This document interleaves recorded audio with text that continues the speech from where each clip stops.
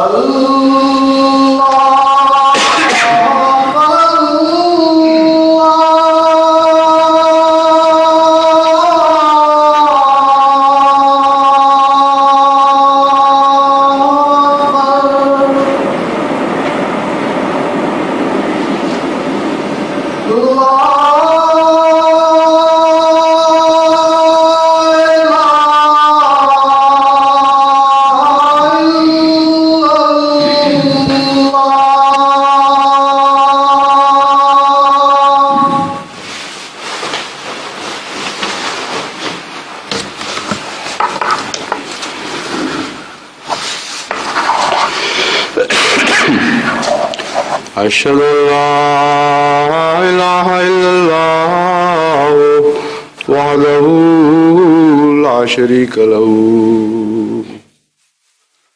وأشهد أن محمدا عبده ورسوله. أما بعد فأعوذ بالله من الشيطان الرجيم. بسم الله الرحمن الرحيم.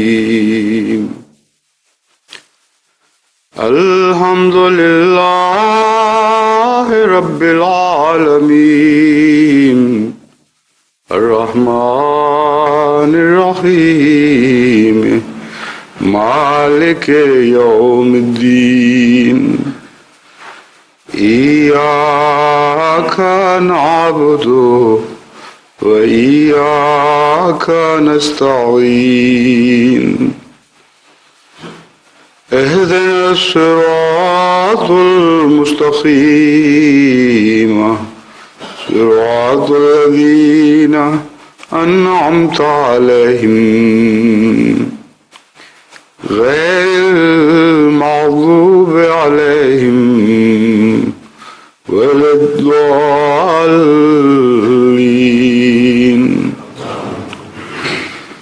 لا إكراه في الدين قد تبين الرشد من الغي فمن يكفر بالطاغوت ويؤمن بالله فقد استمسك بالعروة الوثقى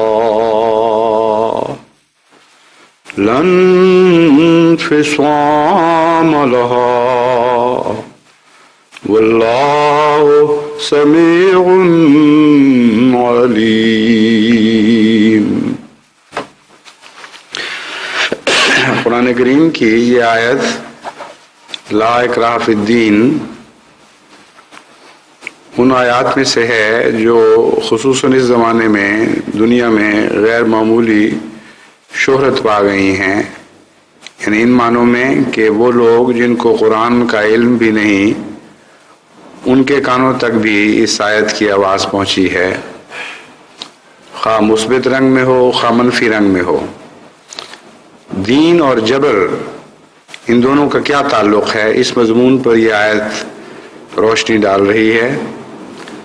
اور اسی آیت سے استنباط کرتے ہوئے بعض لوگ دین میں جبر کو جائز ثابت کرنے کی کوشش کر رہے ہیں، خواہ کسی رنگ میں محدود رنگ ہی میں کیوں نہ ہو.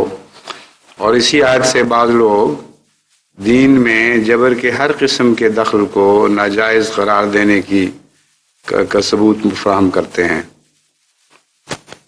جہاں تک جماعت احمدیہ کا تعلق ہے، جماعت احمدیہ اس آیت کو اپنے وسیع ترین معانی میں کلیتاً تسلیم کرتی ہے، اور حد امکان تک اس لا اکراہ فی الدین کا اثر جہاں جہاں پہنچتا ہے وہاں وہاں جماعت احمدیہ اس آیت کے اثر کے سامنے سر تسلیم خم کرتی ہے.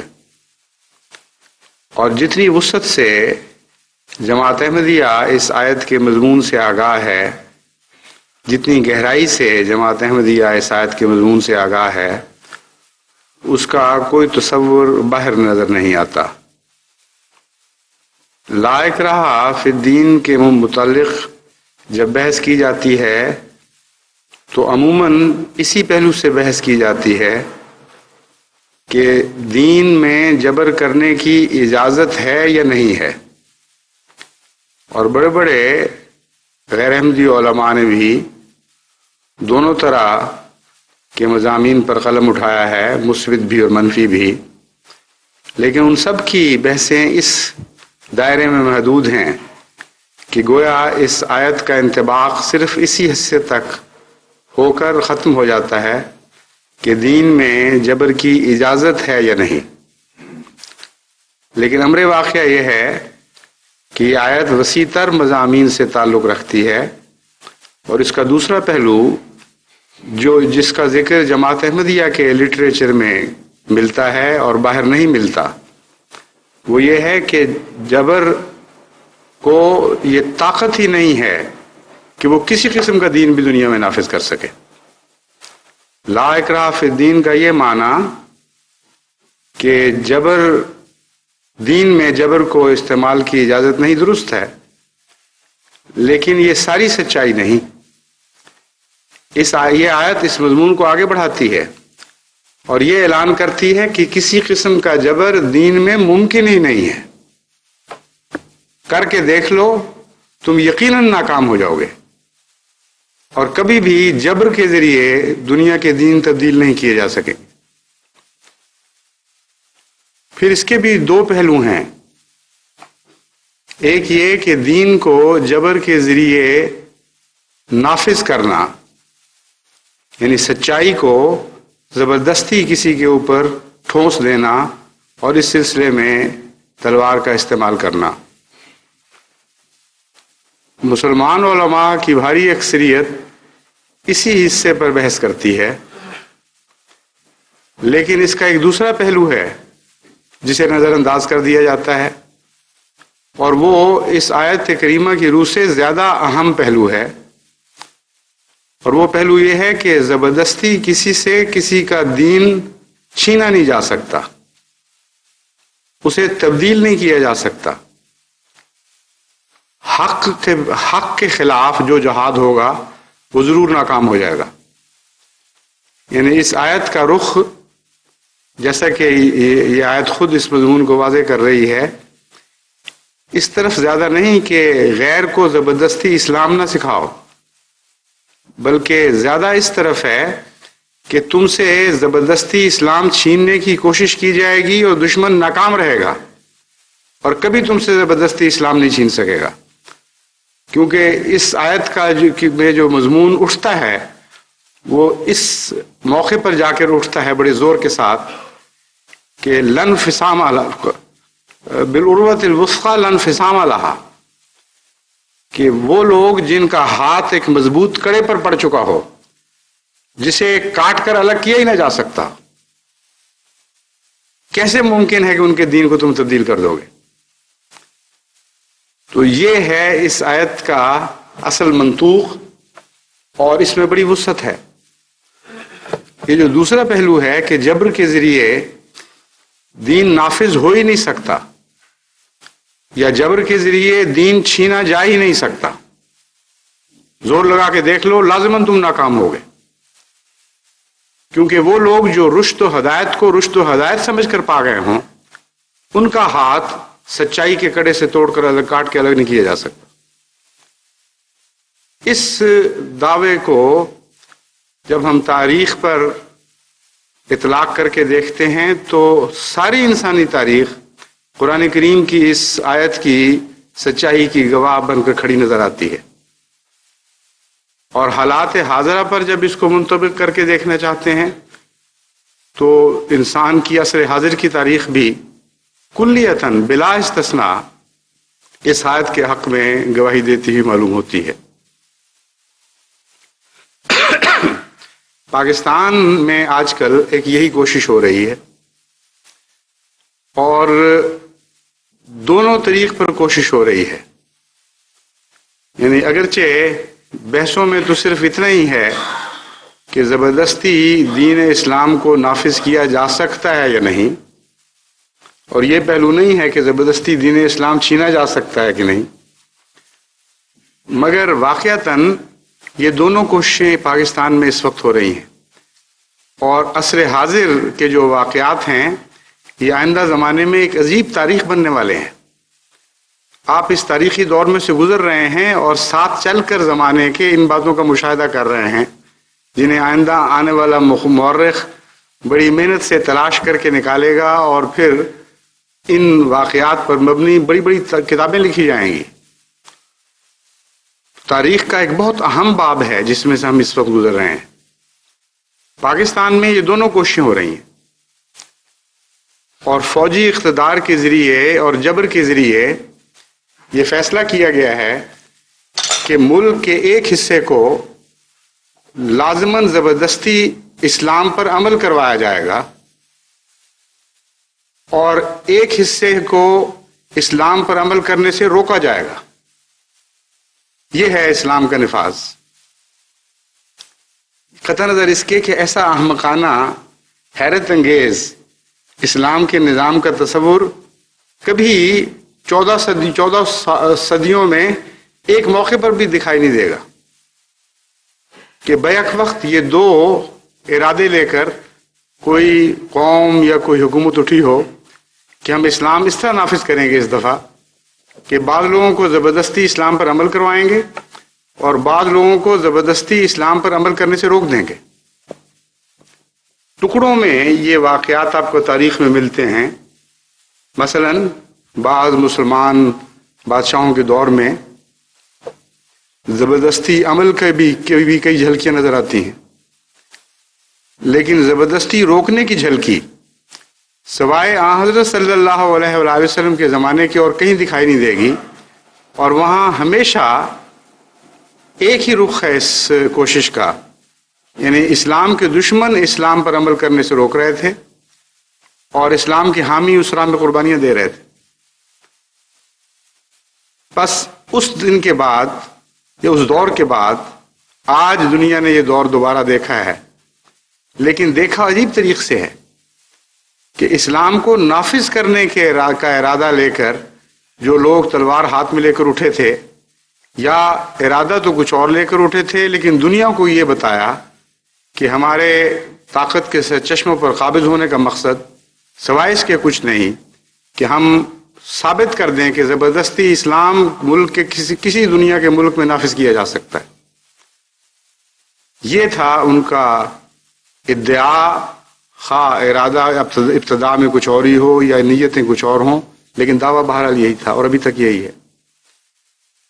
اور اسکیم، اس کی منصوبہ جیسا کہ میں نے بیان کیا ہے، یہی دو نقطوں کا منصوبہ ہے کہ کچھ ملک کے باشندوں کو زبردستی اسلام پر عمل کروا دیا جائے، کچھ ملک کے باشندوں سے اسلام پر عمل کرنے کا حق چھین لیا جائے اور انہیں عمل کرنے سے روک دیا جائے۔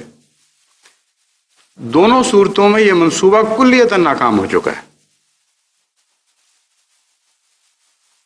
نہایت ذلیل اور خاسر اور خائب ہو چکا ہے، اور اس طرح ناکام ہوا ہے کہ عمل کروانے کا دعویٰ کرنے والے خود اقرار کر رہے ہیں کہ ہم ان تمام پہلوؤں میں بری طرح ناکام ہو گئے، لیکن پھر بھی عقل نہیں کرتے۔ اتنی عظیم الشان آیت ہے یہ لا اکراہ فی الدین، اتنی اس میں قوت ہے، اتنی حشمت اور شوکت ہے، ایسی عظمت ہے اس آیت میں کہ کوئی حمالہ سے ٹکرا کر تو کوئی قوم بچ سکتی ہے، مگر اس آیت سے ٹکرا کر کوئی قوم نہیں بچ سکتی۔ ہر طاقت جو اس آیت سے ٹکر لے گی وہ لازماً چکنا چور ہو جائے گی۔ ایک ایسی ابدی سچائی ہے جو ہر زمانے میں دنیا کے ہر حصے پر عمل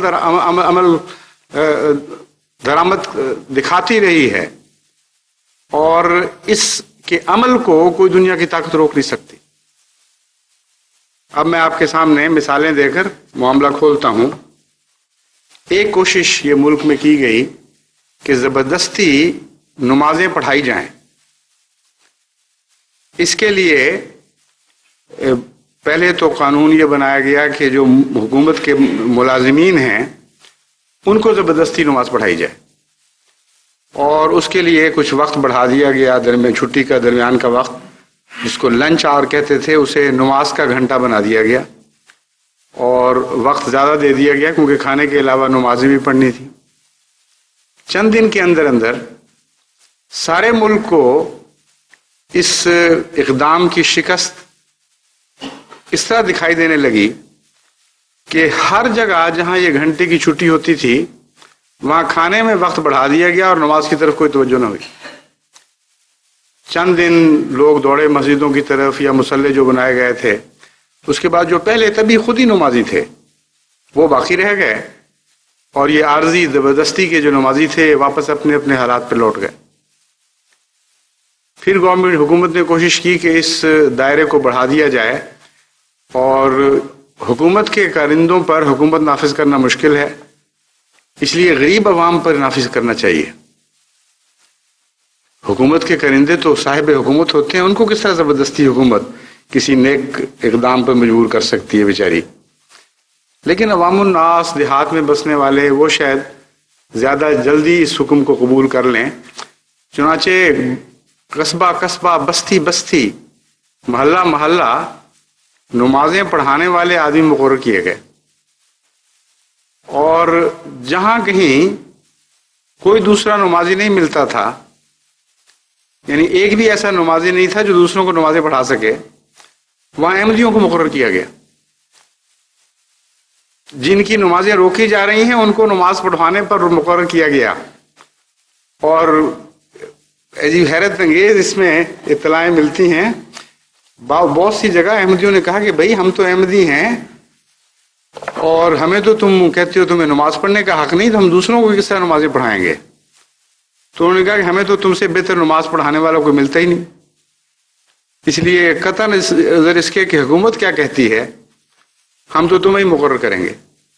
چنانچہ احمدی داروغے غیر احمدیوں کو نماز پڑھانے پر مقرر کیے گئے، لیکن بنیادی طور پر اصولاً یہ بات غلط تھی۔ جبر کے ذریعے دین نافذ نہیں کیا جا سکتا، قرآن کریم یہ اعلان کر رہا تھا، اور ایک کوشش ہو رہی تھی کہ نہیں ہم جبر کے ذریعے دین نافذ کر کے دکھائیں گے، ناکام ہو گئے۔ کوئی صرف ایک معمولی سی جھلکی ذہنوں میں باقی رہ گئی ہے، ورنہ عملاً یہ نظام کلیتاً مفقود اور نابود ہو چکا ہے۔ اور دوسری طرف احمدیوں کو زبردستی نماز سے روکنے کی کوشش کی گئی، کیونکہ اسلام مکمل طور پر نافذ ہو ہی نہیں سکتا جب تک بعض لوگوں کو نمازوں سے روکا نہ جائے۔ جو نمازیں، خلاصہ یہ نکلا کہ جو نمازیں نہیں پڑھتے ان کو پڑھائی جائیں، جو پڑھتے ہیں ان کو نہ پڑھنے دیں۔ یہ ہے اسلام کا پیغام جو موجودہ حکمرانوں نے سمجھا اور ناکام ہو گئے۔ اس طرح ناکام ہوئے کہ بکثرت ایسے احمدی جو پہلے نمازوں میں سستی دکھائے جاتے تھے وہ نمازوں میں اور زیادہ مضبوط ہو گئے۔ جو باجماعت نماز کے عادی نہیں تھے انہوں نے باجماعت نمازیں شروع کر دی، جو تہجد نہیں پڑھتے تھے انہوں نے تہجد پڑھنا شروع کر دیا، اور جو بے نمازی تھے وہ نمازی بننے لگ گئے۔ اور اس کا رد عمل اس آیت کے ساتھ ٹکرانے کا ایسا وسیع ہے، اتنا پرشوکت ہے کہ صرف پاکستان میں نہیں ہوا یہ رد عمل، انگلستان میں بھی ہوا، جرمنی میں بھی ہوا، چین میں بھی ہوا، جاپان میں بھی ہوا، امریکہ میں بھی ہوا، افریقہ میں بھی ہوا۔ کوئی دنیا کا ملک ایسا نہیں ہے جہاں پاکستان کے حکمرانوں کی اس ناپاک کوشش کا رد عمل اس صورت میں دنیا میں ظاہر نہ ہوا ہو کہ انہوں نے وہاں احمدیوں کو نمازوں سے روکنے کی کوشش کی ہو اور دنیا کے کونے کونے میں احمدی نمازوں پر زیادہ قائم نہ ہو گئے۔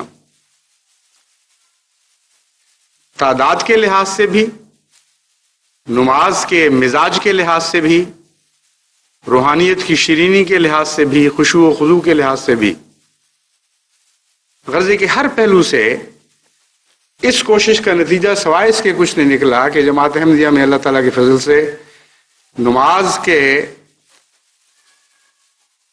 نماز کا معیار ہر صورت میں ہر پہلو سے پہلے کی نسبت بہت اونچا ہو گیا۔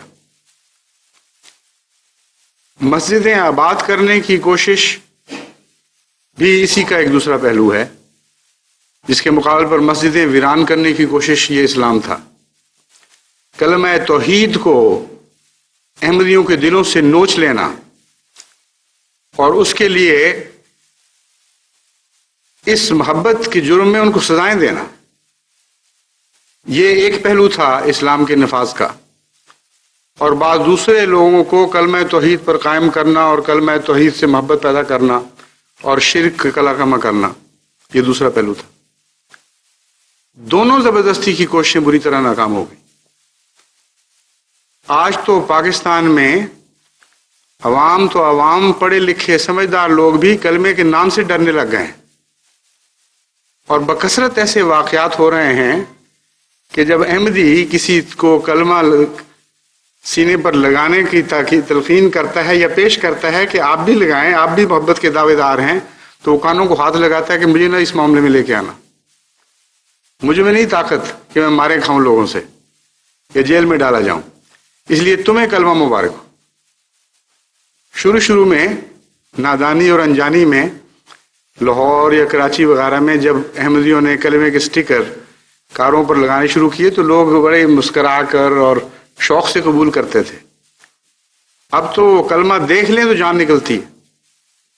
کوئی احمدی لے جا رہا ہو کسی کار کی طرف کلمہ تو وہ کار تیز کر لے گا، اگر کھڑی ہے تو چلا دے گا کہ پہنچے ہی نہ مجھ تک۔ ایسا خوف طاری ہو گیا ہے، بلکہ اس کے نتیجے میں بعض جگہ بڑی مشکلات پیدا ہوئی۔ ایک کچہری میں ایک احمدی نے ایک چھوٹے افسروں میں سے بعضوں کو کلمہ پیش کیا، اور انہوں نے اپنی نادانی میں یہ سمجھا کہ کلمہ لگانے میں کیا حرج ہے، انہوں نے کلمہ لے کے لگا لیا۔ موبنگ ہوئی ان کے اوپر، ان کے افسروں نے ان کی جواب طلبیاں کی تو بڑی سختی کے دن آ گئے. اگلی دفعہ جب عدالت میں وہی احمدی پیش ہوئے اور انہوں نے پھر آگے بڑھ کے کلمہ پیش کیا تو انہوں نے کہا بابا معاف رکھو، کافی ہو گئی جو ہم سے ہونی تھی، اب نہ دوبارہ کلمہ ہمارے سامنے لے کے آنا.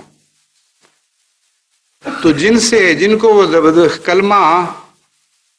جن سے کلمہ چھیننا چاہتے تھے ان کو تو کلمے سے محبت اتنی گہری پیدا ہو گئی تھی تو پہلے ہی، لیکن یہ اور ابھر گئی. جس طرح بچہ بیمار ہو تو ماں کو پتہ چلتا ہے کہ وہ اس سے کتنی محبت تھی، کتنا پیار تھا. احمدیوں کو معلوم ہو گیا، ان کا شعور بیدار ہو گیا، ان کے دل میں جو کلمے کا عشق تھا اس نے جوش مارنا شروع کیا اور ابلنے لگا. آنکھوں سے برسا، وہ خون بن کر ان کے زخموں سے نکلا. لیکن جس چیز کو دبانے کی کوشش کی گئی وہ پوری قوت کے ساتھ اور زیادہ ابھری، اور بری طرح یہ حکومت احمدیوں سے کلمہ چھیننے میں ناکام ہو چکی ہے. یہاں تک مثالیں ہیں قربانیوں کی، ایک لمبی داستان ہے. سب سے زیادہ احمدی پاکستان میں جیل میں کلمہ لگانے اور کلمے سے پیار کرنے کے جرم میں گئے ہیں. سینکڑوں گئے ہیں اور بار بار گئے ہیں اور کوئی پیچھے نہیں ہٹا. بعض جگہ بعض اضلاع میں جب یہ تحریک عام ہونے لگی تو ضلعی حکام نے زبردستی حکومت کے منشا کو ٹالتے ہوئے اس بات کو روک دیا کہ اب ان کو مزید نہیں پکڑا جائے گا، کیونکہ وہ کہتے تھے کہ ہمیں سنبھالنا مشکل ہو جائے گا. اس کثرت سے احمدی ہیں بعض اضلاع میں کہ ان کی جیلوں سے اگر سارے مجرم نکال دیے جاتے سوائے کلمے کے مجرم کے، تب بھی وہ جیلیں ان کو سنبھال نہیں سکتی تھی. اور چونکہ ساتھ ساتھ دوسرا جرم بھی بڑھتا جا رہا ہے، اس لیے اب اس کے لیے عدلیہ کے لیے بھی اور انتظامیہ کے لیے بھی یہ فیصلہ کرنا تھا کہ کلمے کے مجرموں کو پہلے رکھا جائے جیلوں میں یا دوسرے مجرموں کو رکھا جائے. قاتلوں، زانیوں، شرابیوں، دھوکے بازوں، ان کے لیے جیل میں جگہ بنائی جائے یا کلمے والوں کے لیے جگہ بنائی جائے. لیکن اگر وہ کلمے والوں کے لیے صرف بناتے تب بھی ممکن نہیں تھا کہ جیلیں ان کو سما سکتی. اس لیے بعض اضلاع میں باقاعدہ ایک پالیسی کے طور پر، خواہ وہ پالیسی اوپر سے منظور شدہ ہو یا نہ ہو، اس سے قطع نظر مقامی اضلاع کے حکام نے عقل سے کام لیا، سمجھ بوجھ سے کام لیا. انہوں نے کہا کہ یہ ناممکن ہے، اس لیے ہم اس معاملے میں آگے نہیں بڑھیں گے. تو وہاں یہ تحریک نظر آنی بند ہو گئی. لیکن جہاں نسبتاً تھوڑے احمدی تھے، مثلاً ضلع خوشاب ہے، وہاں یہ نمایاں ہو کر نظر آنے لگی. بعض جگہ جہاں زیادہ طاقت تھی احمدیوں کی اور یہ تحریک ایک بے انتہا شدت اختیار کرنے لگی، چھوٹے بڑے بوڑھے جوان مرد عورتیں بچے یہ دوڑے کلمے لگا کر کے اگر اس جرم میں سزا ہے جیل کی تو ہم حاضر ہیں. تو وہاں انتظامیہ نے ایک قدم جو اٹھایا بھی تھا اس کو واپس لے لیا. لیکن خوشاب میں ابھی بھی یہ تحریک پورے زوروں پر چل رہی ہے اور اس میں ضلع سرگودا کے بہت سے شریر حکومت کی مدد کر رہے ہیں. وہاں ہمارے ضلع خوشاب کے امیر اللہ تعالیٰ کے فضل کے ساتھ بہت ہی بہادر انسان ہیں اور غیر معمولی کلمہ توحید سے محبت رکھنے والے انسان ہیں. ان کے متعلق اطلاعیں جو مل رہی ہیں، مسلسل بار بار ان کو نہ صرف یہ قید کیا گیا بلکہ قید کرتے وقت ان پر مولوی چھوڑے گئے اور مولویوں کے چیلے چھوڑے گئے. ان کو شدید طور پہ مجروح کیا گیا اور اس حال میں وہ بیڑیاں پہن کر ان کو داخل کیا گیا کہ سارا قید میں ڈالا گیا کہ سارا جسم زخموں سے چور تھا. لیکن اعلان انہوں نے پھر بھی یہی کیا، ہر جگہ یہی کیا کہ جب تک میری زندگی ہے 1000 بار تم مجھے جیل میں ڈالو گے مگر کلمے سے محبت تو درکنار، میں نے کلمہ لگانا بھی نہیں چھوڑنا. ان کا عجیب واقعہ، ان کے ساتھی جو تھے جیل کے، انہوں نے لکھا ہے کہ جب ان کو جیل میں ڈالا گیا اور کلمے نوچ لیے گئے تھے ان کے جسم سے، تو انہوں نے اپنے ساتھی کو کہا کہ کوئی لکھنے کی چیز ہے تو میری قمیض پر لکھ دو. چنانچہ انہوں نے ان کی قمیض پر کلمہ لکھ دیا. जेलर की जब नजर पड़ी तो उसने कहा इस जुर्म में तुम अंदर आए हो, खबरदार उतारो कमीज। उन्होंने कहा ये कमीज तो नहीं मैं उतार सकता। उसने फाड़ कर नोच कर वो कमीज अलग कर दी। उन्होंने अपनी छाती पे कलमा लिखवा लिया कि अब मेरी जिल्द भी नोच लो, जहां तक चलते चले जाओगे मैं दोबारा कलमा लिखता चला जाऊंगा।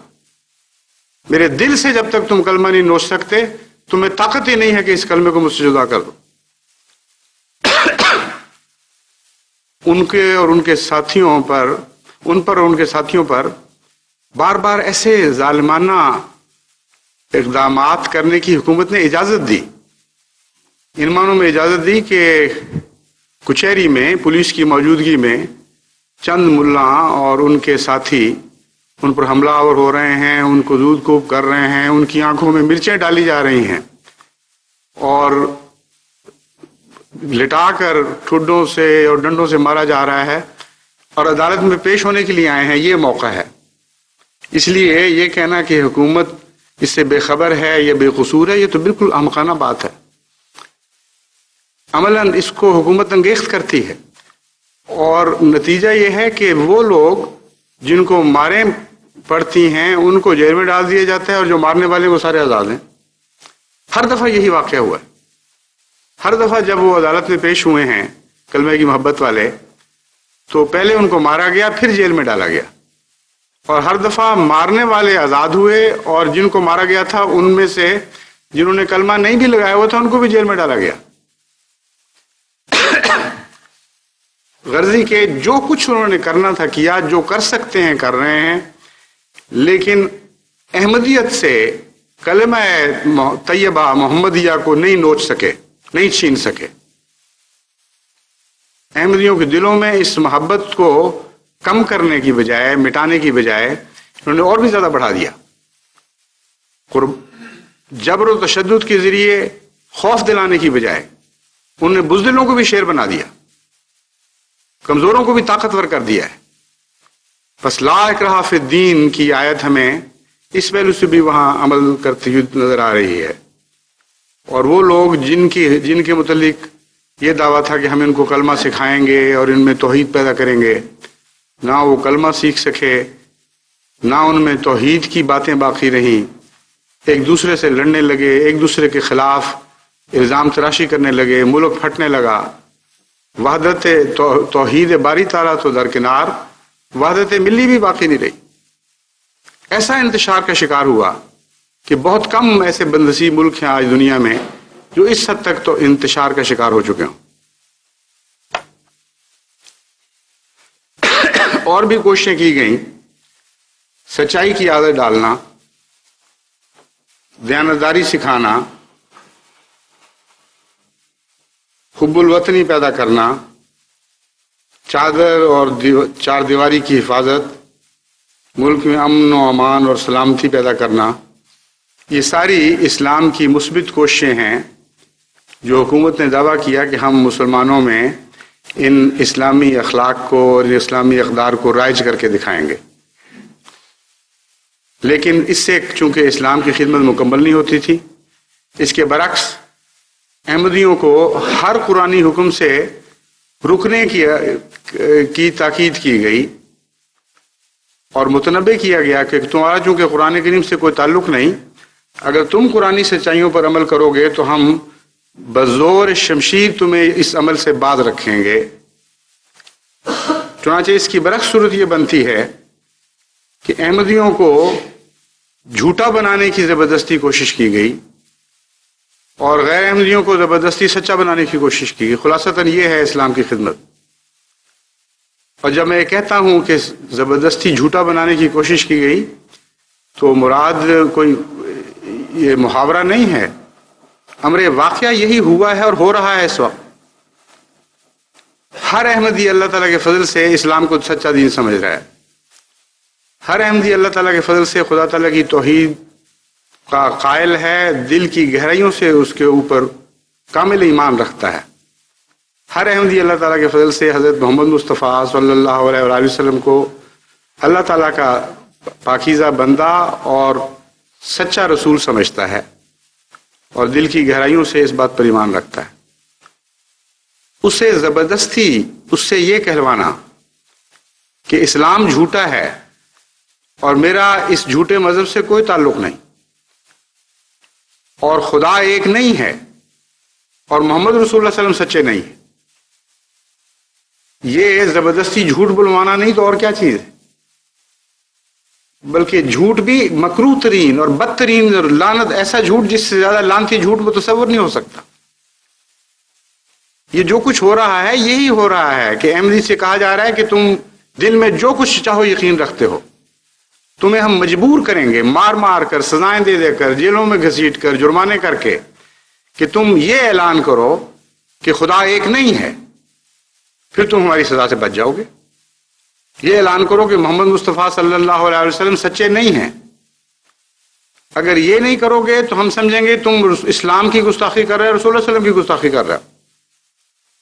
اور اگر یہ اعلان کرو گے کہ نعوذ باللہ خدا ایک نہیں ہے اور رسول اللہ علیہ وسلم سچے نہیں ہیں، تو ہم کہیں گے ہاں اب ٹھیک ہے، اب تم گستاخی سے باز آ گئے۔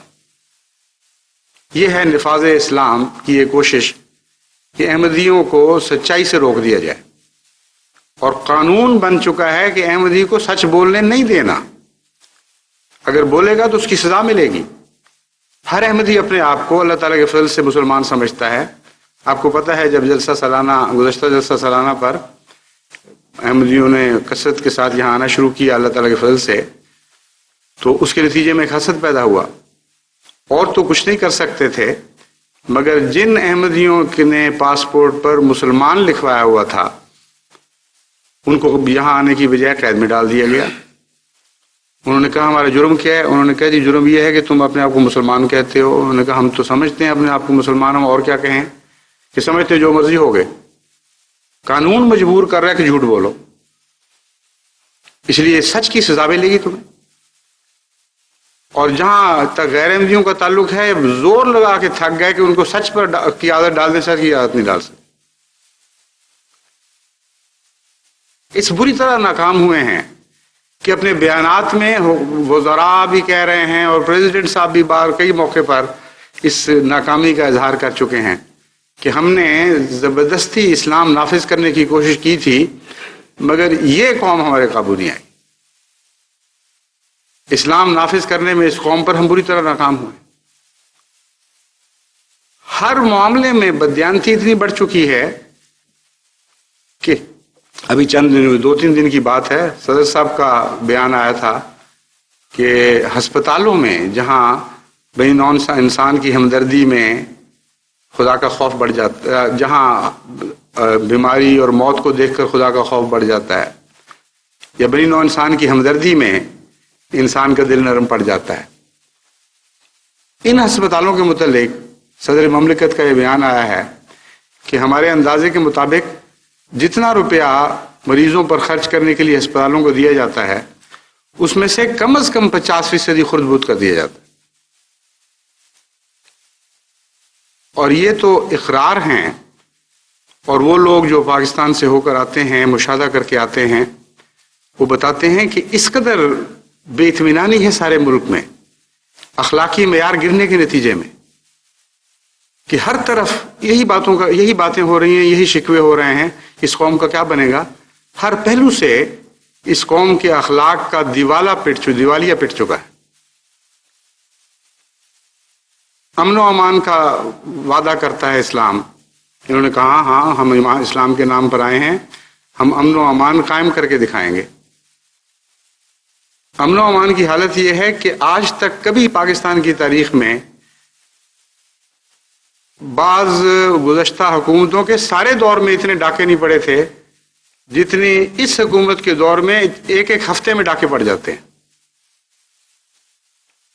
صدر ایوب کے زمانے کے ساری تاریخ کے ڈاکے اکٹھے کر لیں اور ایک ہفتے میں اس مبینہ اسلامی حکومت کے دور میں جو ڈاکے پڑتے ہیں ان کی آپ مقابلہ کر کے دیکھ لیں، فی ہفتہ یہاں ڈاکے زیادہ پڑ رہے ہیں، کلیت امن اٹھ چکا ہے۔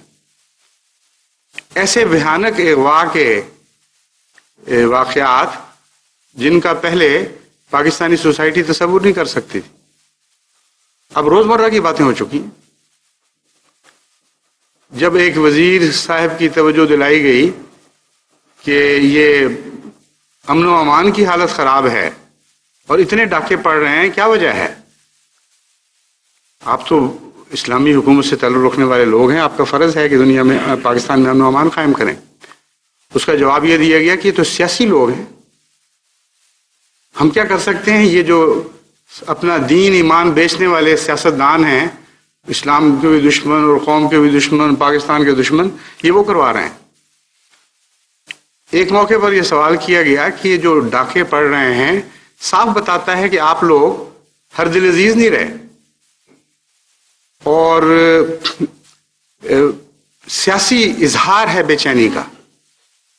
جس قوم میں سیاسی طور پر امن و امان ہو یا تسکین پائی جائے، جہاں سیاست سچی ہو اور عوام کی جڑوں سے اٹھ رہی ہو، وہاں اس قسم کی بدامنی کی حالت نہیں ہوتی۔ تو اس کا جواب یہ دیا کہ یہ تو سیاست ہے ہی نہیں، اس میں سیاسی لوگوں کا کیا دخل؟ یہ تو خالص ڈاکو ہیں جو یہ کام کر رہے ہیں۔ ایک پہلو سے وہ ڈاکو سیاستدان بن جاتے ہیں، ایک پہلو سے وہ سیاستدان ڈاکو بن جاتے ہیں۔ غرض کہ صرف زبانی عذر تراشیاں ہیں جس کے ذریعے یہ اپنی بدعمالیوں کو چھپانے کی کوشش کر رہے ہیں۔ سارا ملک اس منحوس سائے کے نیچے گندا ہو چکا ہے اور گندا ہوتا چلا جا رہا ہے۔ بعض لوگ جو ابھی پاکستان سے ہو کے آئے ہیں وہ بتا رہے ہیں کہ اب تو اگر سیاست کی بات کریں تو لوگ کہتے ہیں چھوڑ دو سیاست کی بات، ہم نے رہنا ہے کہ نہیں رہنا، ان حالات میں ہمارا کیا بنے گا، ہماری بچوں کی حفاظت، ہماری بچیوں کی حفاظت۔ اب یہ سوال اٹھ چکا ہے، کوئی تعلیم ہوگی کہ نہیں اس ملک میں، اب انسانی شرافتیں اور قدریں باقی رہیں گی کہ نہیں، اس وقت ہم یہ سوچ رہے ہیں۔ تجارتیں چلیں گی اسی طرح یا وہ انارکی کا شکار ہو جائیں گے؟ ہر طرف بدامنی بڑھتی چلی جا رہی ہے اور لوگوں پہ اب عدم تحفظ اتنا زیادہ پیدا ہو چکا ہے کہ باقی سارے وسائل اس کے نیچے دب گئے۔ تو جس چیز کو مثبت سمجھ کر انہوں نے جبرن نافذ کرنے کی کوشش کی، اس میں بھی کلیتاً ناکام ہے، اور جس چیز کو منفی پہلو سے انہوں نے اسلام کے نام پر جبرن نافذ کرنے کی کوشش کی، اس میں بھی کلیتاً ناکام ہو گئے۔ اللہ تعالیٰ کے فضل سے اس دور میں احمدیوں کا دیانت کا معیار بھی بڑھا، امن پسندی کا معیار بھی بڑھا، جرائم سے بچنے کا معیار بھی بڑھا، اور نیکی اور تقویٰ کی راہوں پر زیادہ مضبوطی سے قدم مارنے کا معیار بڑھا۔ تو دونوں صورتوں میں یہ کلیتاً نہ صرف ناکام ہو چکے ہیں، بلکہ آج تک پاکستان کی تاریخ میں کوئی حکومت بھی اپنے دعووں میں اس بری طرح ناکام نہیں ہوئی جتنا یہ مذمومہ طور پر یا مبینہ طور پر اسلام کے نام پر قائم ہونے والی آمریت ناکام ہوئی ہے۔ زیادہ تر علماء دین میں سے ان کے دو ساتھی ہیں، ایک جماعت اسلامی اور ایک دیوبندی علماء اور اہل حدیث، اور ان کے متعلق جہاں تک اس کی تفصیل اس کیوں ہیں وہ ساتھی، اس کے پس منظر کیا ہے، اس میں نہیں جانا چاہتا، لیکن عام سیاستدانوں کا بھی اور عام دوسرے علماء کا بھی اندازہ یہ ہے کہ دیوبندیوں کی حیثیت ثانوی ہے، اس میں ان کو صرف احمدیوں پر استعمال کرنے کے لیے رکھا گیا ہے۔ در حقیقت یہ سازش ہے حکومت کو مودودیوں کے قبضے میں دینے کی، اور ایک زبردستی کا اسلام جو نافذ کرنے کا پروگرام بنایا گیا ہے، اس میں بالآخر مودودیوں کو اوپر لانے کا پروگرام ہے۔ اب شریعت بل کی بحثوں میں یہ بات کھل کر سامنے آ چکی ہے۔ اس قسم کے اسلام کے متعلق مودودی صاحب کا اپنا کیا خیال تھا، وہ میں آپ کے سامنے رکھتا ہوں۔ مودودی صاحب فرماتے ہیں، سید حضرت محمد اسماعیل صاحب شہید اور سید احمد صاحب بریلوی شہید کا ذکر کرتے ہوئے، آپ نے جو انقلاب، دونوں بزرگوں نے جو انقلاب لانے کی کوشش کی، اسے ایک ناکام کوشش قرار دیتے ہوئے مولانا مودودی ان کے حالات کا، ان کی ناکامی کا تجزیہ کرتے ہیں اور فرماتے ہیں دونوں لیڈر غالباً اس غلط فہمی میں مبتلا ہو گئے کہ سرحد کے لوگ چونکہ مسلمان ہیں اور غیر مسلم اقتدار کے ستائے ہوئے بھی ہیں، اس لیے وہ اسلامی حکومت کا خیر مقدم کریں گے۔ یہ آج سے 100 سال سے زائد عرصہ کے پہلے سرحد کے مسلمانوں کا تجزیہ ہو رہا ہے اور ان کی اسلام کا تجزیہ ہو رہا ہے۔ مولانا فرماتے ہیں کہ ان کو ایک غلط فہمی ہو گئی تھی حضرت سید احمد صاحب شہید کو اور حضرت سید اسماعیل صاحب شہید کو کہ شاید یہ لوگ جو نظر آ رہے ہیں مسلمان ہی ہوں، یعنی وہ دیوبندی جتنے بھی تھے ان کے متعلق یہ بریلوی فتویٰ ہے، مولانا مودودی کا فتویٰ ہے کہ دیکھنے میں مسلمان نظر آ رہے تھے، ان بزرگوں نے بیچاروں نے سمجھ لیا کہ شاید سچ مچ ہی مسلمان ہیں، پھر غیروں کے اقتدار کے ستائے ہوئے بھی تھے، اس لیے وہ اسلامی حکومت کا خیر مقدم کریں گے۔ اس وجہ سے انہوں نے جاتے ہی وہاں جہاد شروع کر دیا اور جتنا ملک قابو میں آیا اس پر اسلامی خلافت قائم کر دی۔ اس صورتحال کا اس دور سے موازنہ تو کر کے دیکھیں، وہاں تو تھوڑا سا ملک قابو آیا تھا لیکن متقی لوگوں کے قابو آیا تھا۔ مولانا مودودی فرما رہے ہیں کہ اس تھوڑے سے حصے میں بھی جہاں اسلام پر عمل درآمد کا معیار آج سے بہت زیادہ اونچا تھا اور اس وقت بھی سارے ہندوستان میں سب سے زیادہ اونچا تھا، وہ متقی فرما روا بھی ناکام ہو گئے اور اسلام نافذ کرنے کی جو کوشش انہوں نے شروع کی وہ اس میں کلیتاً ناکام رہے اور بالآخر اس کا ایک نہایت خوفناک اور ہولناک نتیجہ نکلا۔ آج کا حکمران ایک تھوڑے حصے پر نہیں سارے ملک پر قابض ہے اسلام کے نام پر،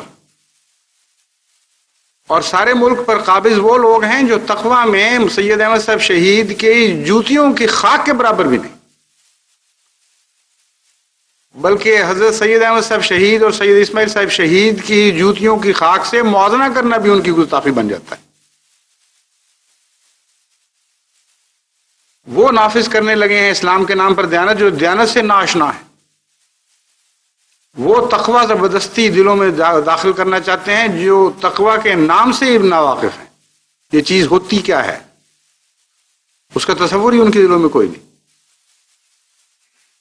جتنی ملک میں الاٹمنٹس ہوئی ہیں حکمرانوں کی طرف سے، جتنی خرد برد ہوئی ہے، جتنی رشوت بڑی ہے، جتنی عدالتیں قائم ہوئیں اور اس کے فیصلے ہوئے، یہ باتیں تفصیل سے دہرانا میرا کام تو نہیں ہے، لیکن ساری قوم جانتی ہے، بچہ بچہ قوم کا جانتا ہے، جن کی ساری عمر کی تنخواہیں اگر اکٹھی کر لی جاتی اور ایک آنا بھی اس میں سے خرچ نہ کیا جاتا تو بمشکل ایک چھوٹی سی کوٹھی بنتی اس سے، ان کے اپنے اخراجات بھی شاہانہ رہے اور محلات قائم ہو گئے، ایک سے زائد محلات قائم ہو گئے۔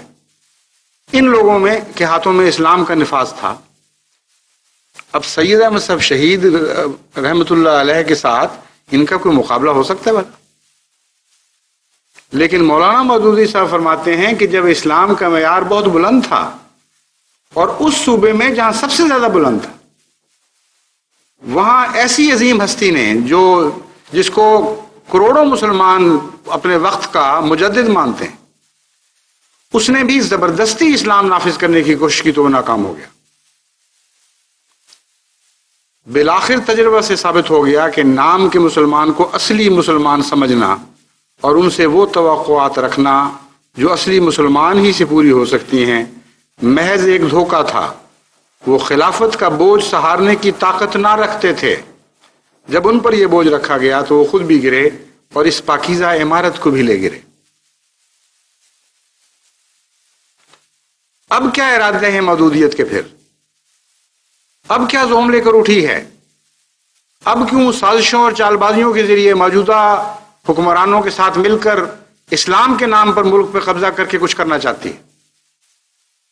اگر 100 سال پہلے بہت زیادہ متقی لوگوں کا یہ تجربہ مولانا مودودی کے بیان کو مانا جائے تو ایسے صوبے میں ناکام ہوا جہاں اسلام پر عمل درآمد کا معیار آج بھی سب دوسرے صوبوں سے زیادہ ہے، اور 100 سال پہلے آج اس صوبے سے بھی بہت زیادہ اونچا تھا. یعنی آج جو صوبہ سرحد کا مسلمان ہے اس کا کوئی مقابلہ ہی نہیں 100 سال پہلے کے صوبہ سرحد کے مسلمان سے. ان کے ماں باپ کا تقوی بھی آج ان موجودہ نسلوں کے تقوی سے بلند تر تھا. وہ تو دادے پردادے تھے ان کے، اور بڑے خالص ایمان کے ساتھ اسلام پر عمل درآمد کرنے والے لوگ تھے. اگر مولانا مودودی کا یہ تجزیہ درست ہے، اور تاریخ یہ بتاتی ہے کہ کچھ ہوا ضرور ایسا ہے کہ زبردستی یہ لوگ مسلمان نہیں بن سکے، تو پھر آج کے یہ لوگ آج کے مولانا مودودی کے شاگرد حضرت سید احمد صاحب شہید کے شاگرد نہیں، مودودی صاحب کے شاگرد اور ان کے شاگردوں کے شاگرد کسی جبر کے ذریعے کسی قوم کو مسلمان بنا دیں گے؟ یہ تو جنت المقام میں بسنے والی بات ہے. وہم و گمان بھی اس کا چھوڑ دیجیے. لیکن ان کا محاسبہ اس بات پر ہونا چاہیے اور قوم کو کرنا چاہیے کہ یہ پڑھنے کے باوجود مودودی صاحب کا یہ تجزیہ کہ اس پاکیزہ عمارت کو بھی لے گرے، جو کچھ پاکستان کا باقی رکھا ہے کیوں اس کو لے گرنے پر تیار بیٹھے ہو؟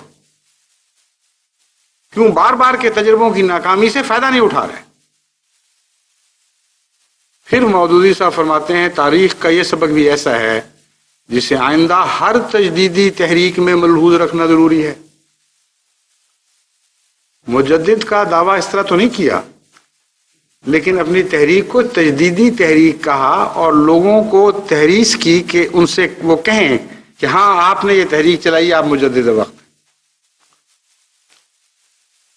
فرماتے ہیں اس ہر تجدیدی تحریک کو ملحوظ رکھنا ضروری ہے. اس حقیقت کو اچھی طرح ذہن نشین کر لینا چاہیے کہ جس سیاسی انقلاب کی جڑیں اجتماعی ذہنیت، اخلاق اور تمدن میں گہری جمی ہوئی نہ ہوں، وہ نقش بر آب کی طرح ہوتا ہے. کسی عارضی طاقت سے ایسا انقلاب واقعہ ہو بھی جائے تو قائم نہیں رہ سکتا، اور جب مٹتا ہے تو اس طرح مٹتا ہے کہ اپنا کوئی اثر چھوڑ کر نہیں جاتا. اس سارے بیان سے مجھے اتفاق ہے صرف آخری حصے سے کہ جس سے یعنی اپنا کوئی اثر چھوڑ کر نہیں جاتا. کیوں اثر چھوڑ کر نہیں جاتا؟ کل جو آپ تجزیہ کر رہے تھے تو اس میں تو یہ کہا کہ اثر یہ چھوڑا کہ پاکیزہ عمارت کو بھی ساتھ لے گرے.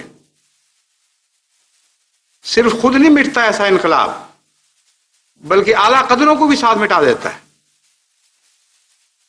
کیوں چھوڑ کر نہیں جاتا کچھ پیچھے؟ ایک نحوست کا ایسا لمبا سایہ چھوڑ جاتا ہے جو بعض دفعہ صدیوں تک قوموں کی بربادی کا موجب بنا رہتا ہے. ایٹمی سائے سے آج دنیا خوف کھا رہی ہے، مگر وہ سایہ تو چند سال یا 20 ہو یا 30 ہو یا 40 یا 50 سال ہوں، آخر اس سائے کی نحوست ان چند سالوں میں مٹ جائے گی. مگر قوموں کی تاریخ پر آپ جب نظر ڈالتے ہیں تو آپ یہ ماننے پر مجبور ہو جاتے ہیں کہ اس قسم کے مذہب میں جبر کے قائل لوگوں نے جب اپنی نحوست کے سائے کسی قوم پر ڈالے تو عظیم شان حکومتوں کے ٹکڑے ہو گئے، اور یہ نحوست کے سائے صدیوں صدیوں تک جاری رہے. اور آج بھی ان سایوں کا اثر ہم عالم اسلام پر دیکھ رہے ہیں. وہ شاندار سلطنتیں جو اسلام کے نام پر قائم ہوئی تھی، جو محمد مصطفیٰ صلی اللہ علیہ وآلہ وسلم کی سچائی کی طاقت سے قائم ہوئی تھی، وہ اسی قسم کے لوگوں نے مٹائیں اور برباد کر دی. اور آج ان کے کھنڈرات ہمیں دکھائی دیتے ہیں. بس کیسے کہا جا سکتا ہے کہ یہ اس طرح مٹ جائیں گے کہ کوئی اثر باقی نہیں رہے گا؟ مٹیں گے تو ضرور، کیونکہ سچائی سے ٹکرانے والے ہمیشہ مٹا کرتے ہیں، مگر نحوست کے سائے ضرور لمبے ہوں گے. اس لیے جماعت احمدیہ کی ذمہ داری ہے کہ اس ناپاک انقلاب کی راہ میں روک بن جائیں.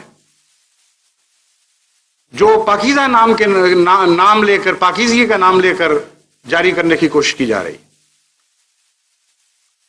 ہر کوشش کو آپ نے ناکام بنایا ہے اور ناکام بنانا ہے آئندہ بھی. جس طرح آپ کے دلوں سے اسلام نوچ نہیں سکے، آپ کے اعمال سے اسلام نوچ نہیں سکے، آپ کی زبان سے اسلام نوچ نہیں سکے، آپ کے سینوں سے اسلام نوچ نہیں سکے، اسی طرح حب وطن بھی آپ کے ایمان کا حصہ ہے. یہ پوری کوشش کر رہے ہیں اس وطن کو مٹانے کی.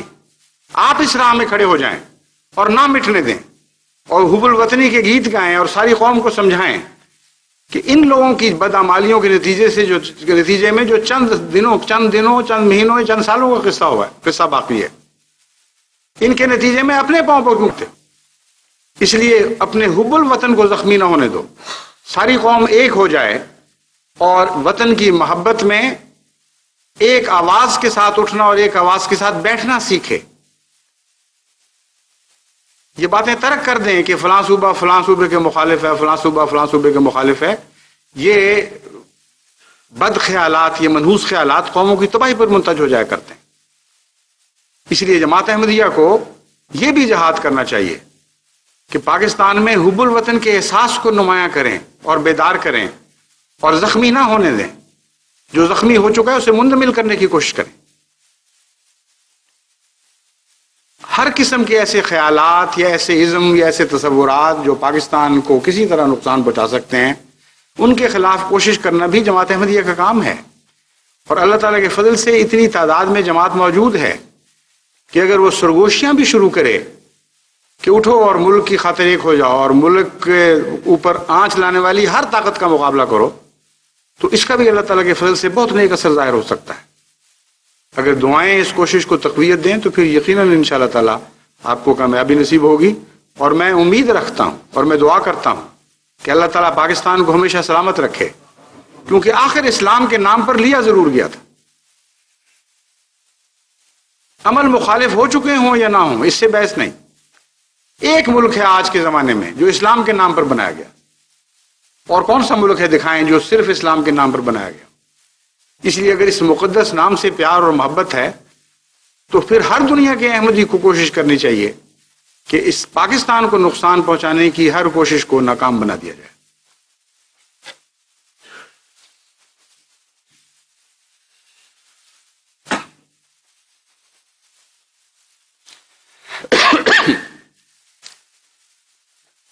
الحمدللہ نحمده ونستعینه ونستغفره ونؤمن به ونتوکل علیہ ونعوذ باللہ من شرور انفسنا ومن سیئات اعمالنا من يهده الله فلا مضل له ومن يضلل فلا هادي له ونشهد أن لا إله إلا الله وحده لا شريك له ونشهد أن محمدا عبده ورسوله.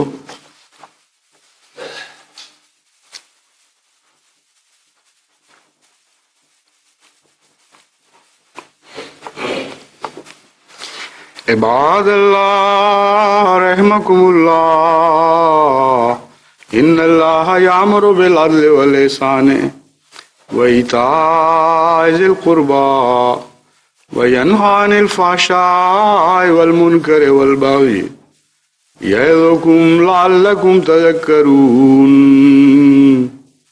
اذکروا اللہ یذکرکم وَادْعُوهُ يَسْتَجِبْ لَكُمْ وَلَذِكْرُ اللَّهِ أَكْبَرُ.